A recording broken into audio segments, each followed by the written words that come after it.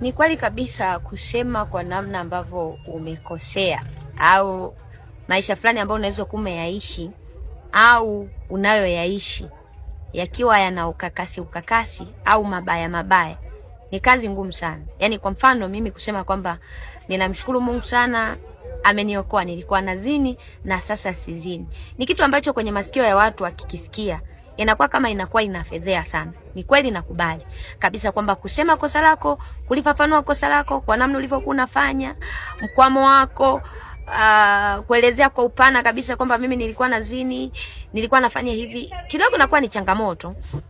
Ni changamoto, ni kweli.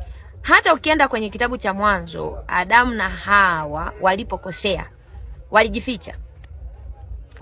Ujasiri ulikuwa haupo. Of course ukishafanya vibaya, ujasiri unaondoka. Ukisema angalie tena hata Kaini kidogo pamoja na kukosea, lakini Mungu alipompa adhabu, anakuja kusema hapana Mungu, hii umenipa ni kubwa mno. Unakuja unanipa hii ni kubwa mno, yani hii. Ni kweli kabisa ni kazi, lakini jambo moja ambalo mimi na wewe tunapaswa kulijua na kulielewa ni kwamba kusema kwenye kosa fulani ambalo umelifanya, kwenye dhambi ambayo umeifanya, ni tiba tosha kwa wewe au kwa mimi kutoka kwenye lile jambo. Na maanisha nini? Mimi Esther nilikuwa ni mtu ambaye kabisa kukaa akili yangu imetulia, haifikirii yani kwamba kesho kuna kuzini au nimetoka kuzini au sijui mimba haijaingia au yule mwanaume sijui hajaoa mwingine, sijui itakuwaje. Ilikuwa ni ngumu. Lakini for this time ambapo tunaweza kukuta akili kwa kipande kidogo imetulia, ni kwa sababu ya kusema. Ni kweli ni aibu kusema. Ndio maana hata mzee Mbarikiwa kwenye kitabu chake cha kutubu anasema wanaotubu ni mashujaa. Wengi huwa tunashindwa kufafanua kiini. Kuna mtu mwingine unaweza kukuta unakwama kwenye mkwamo fulani, unakuna zunguka kuelezea mkwamo wako. Mtu wa Mungu, kutoka hapo ni ngumu sana. Moja ya kitu mimi ambacho kwa kipande kidogo nimesaidika nacho kwacho ni ule ujasiri wa kuweza kusema nilipokosea. Sionagi haya.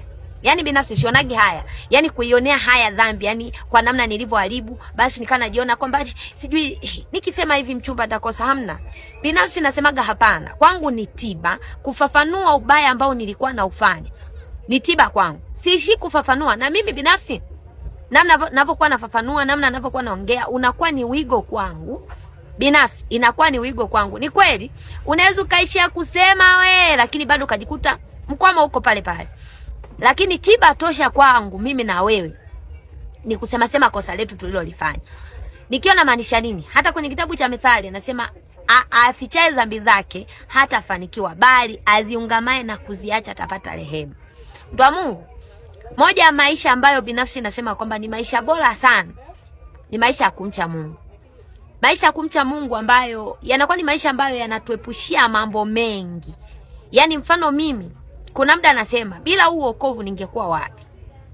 Kwa lifestyle yangu niliyokuwa naendelea nayo, kwa namna nilivyokuwa nafanya, kwa maisha niliyokuwa naendelea nayo, yani bila Mungu ningekuwa wapi? Ni kweli inawezekana unavyoniona sina maajabu yoyote, hamna cha maana nilichofanya, ni waovyo vile vile, lakini nasema Mungu, pamoja na kuonekana waovyo na kushukuru hivi nilivyo, kwa sababu kule nyuma nilikuwa waovyo zaidi ya hivi nilivyo. Ufahamu wangu kufikiria wanaume, ufahamu wangu kufikiria zinaa, ufahamu wangu kufikiria mabaya nilikuwa nafanya, nilikuwa ovyo kuliko kule nilikotokea. Ni nafuu ya hapa nilipo. Ni kweli nakubali ni kazi ngumu sana mtu kusema, yani kabisa kwamba mimi, ila kutubu ni kulitambua kosa lako. Mimi binafsi nilitambua kwamba kuzini ni dhambi. Si kwamba unayefanya dhambi au tunakuwa hujui. Inakuwa unafahamu kabisa kwamba hiki kitu ni dhambi, lakini kwa ujeuri unakuta tunaenda tunafanya. Ukishajua kwamba ni kina madhara gani, umetambua ukubwa wa kosa, umetambua. Kuna swali moja nalojiulizaga kwenye akili yangu kwamba je, hivi Adamu na Hawa mpaka wanaenda kujificha hawakujua kama wamekosea? Yani moja ya kitu ambacho mpaka Mungu anawakuta, yani wanajificha, wanashona majani, anawaoji, anawapa adhabu. Ina maana kweli ufahamu wa kung'amua kwamba hapa tumekosea, tuombe msamaha, ilikuwa haipo. Na kuja kugundua tu kwamba kutubu, kutubu ni tendo fulani hivi ambalo ni la kishujaa sana. kwenye kulitambua kosa lako, kutambua madhara ya kosa yako, kutambua ukubwa wa kosa lako. Usiwe mtu wa kuzunguka. Yaani ukikosea usiwe mtu wa kuzunguka. Yaani kwanza kuweka viswali vingine nyosha tu kwamba mimi jamani kwenye hapa nimekwama, yule kijana yule.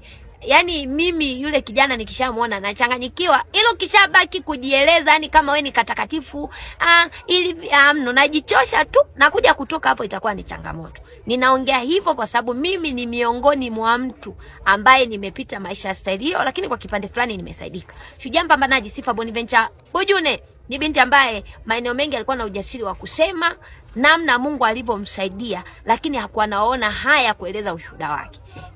Hakuwa naona haya, yani kwamba ajisikia aibu kwamba mimi nilikuwa najizini, nilikuwa hapana, alikuwa anasema ile ilikuwa ni tiba kwake hata yeye kuendelea na Mungu. Usibumbe kosa lako, usitafutie kwa kujifichia, jieleze wewe unakwama wapi. Shalom.